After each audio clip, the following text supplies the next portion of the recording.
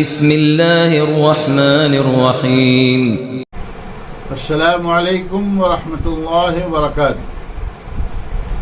الحمد للہ رب العالمین والصلاة والسلام علی خیر خلقہ محمد وآلہ وصحبہ اجمعین ومن تبعهم بإحسان إلى يوم الدین وبعد۔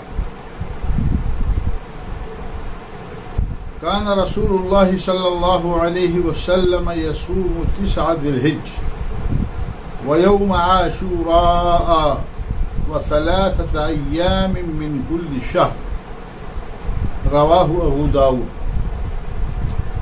ناظرین کرام، برادران اسلام، میری عفت ماؤں بہنوں اور بیٹیوں، گزشتہ دروس میں عشرہ ذی الحجہ کے بعد احکام آپ کے گوش گزار کیے گئے ہیں۔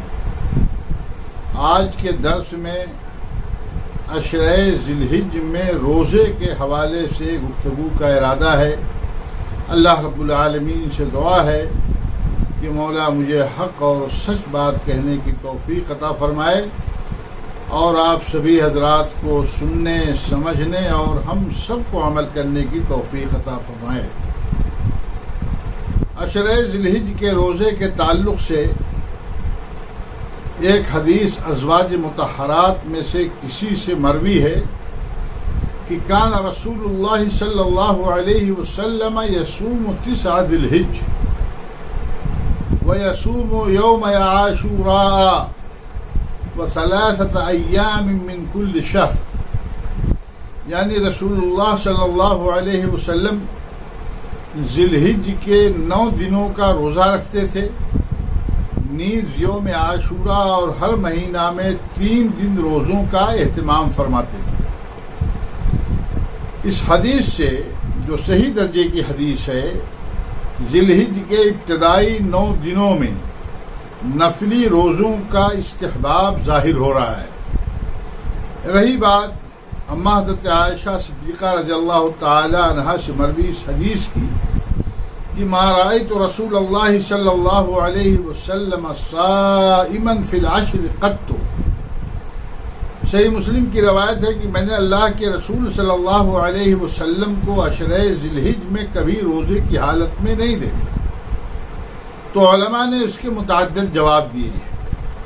مثلا حضرت عائشہ صدیقہ رضی اللہ تعالی عنہا نے یہ بات اپنے علم کے مطابق بیان فرمائی ہے۔ ایک جواب تو یہ دیا ہے، دوسرا جواب یہ دیا گیا ہے کہ اما حضرت عائشہ صدیقہ رضی اللہ تعالی عنہا کا یہ قول بیماری یا سفر یا کسی اور عذر پر محمول کیا جائے گا کہ کسی عذر کی وجہ سے اللہ کے نبی صلی اللہ علیہ وسلم نے عشرہ ذی الحجہ کا یا ذی الحجہ کے ابتدائی 9 دنوں کا روزہ نہیں رکھا۔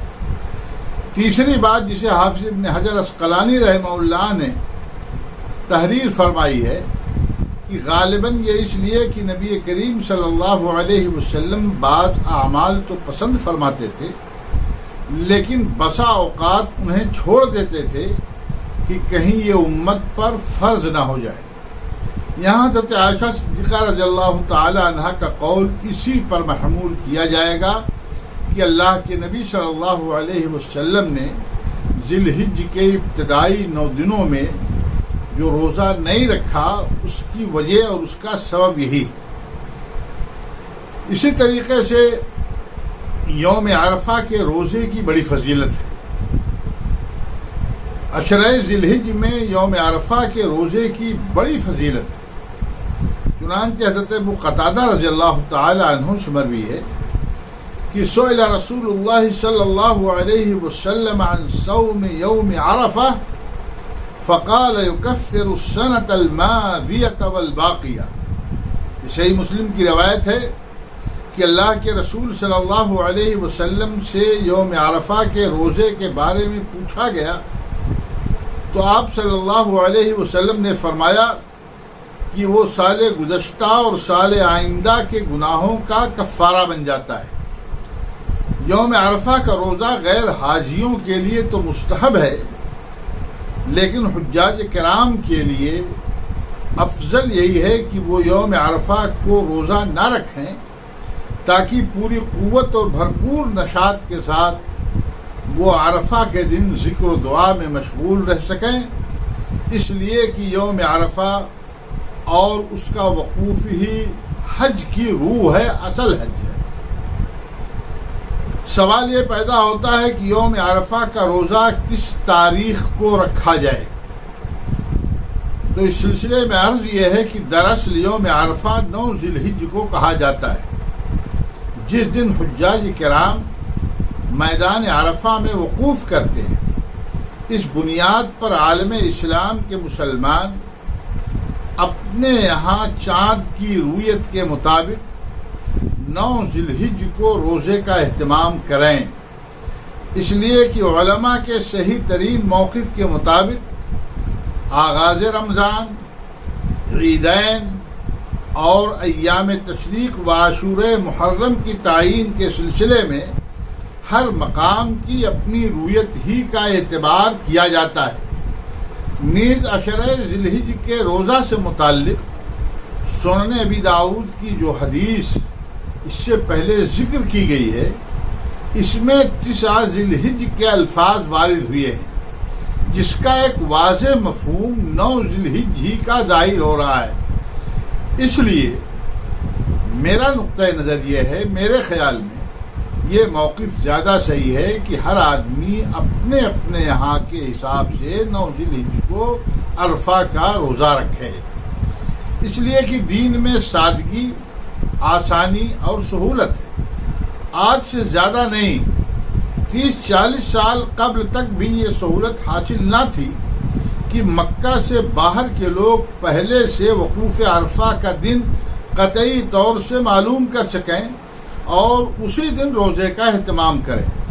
اس وقت ظاہر ہے لوگ اپنے اپنے یہاں 9 ذی الحجہ کو روزہ رکھنے کا اہتمام کرتے رہے ہیں اور ان کا روزہ درست مانا جاتا رہا ہے، اور مکہ سے باہر کے لوگوں کے لیے عرفہ کے دن کی تحقیق اس دن کا روزہ رکھنے کے مقصد سے بہرحال تکلیف مالا اطاق کے قبیل سے ہے، جو درست نہیں ہے۔ واللہ عالم۔ اللہ تعالی ہم سب کو ذی الحجہ کے ابتدائی 9 دنوں کے اندر روزہ رکھنے کی توفیق عطا فرمائے، خاص طور سے 9 ذی الحجہ کو جو عرفہ کا دن ہے، یوم عرفہ کے روزے کی اللہ رب العالمین ہم سب کو توفیق بخشے، اور جو اس کا اجر و ثواب اللہ کے نبی صلی اللہ علیہ وسلم نے ذکر فرمایا ہے، اس سے ہم سب کو بہرہور فرمائے۔ آمین۔ وآخر دعوانا الحمد للہ رب العالمین۔ والسلام علیکم ورحمۃ اللہ وبرکاتہ۔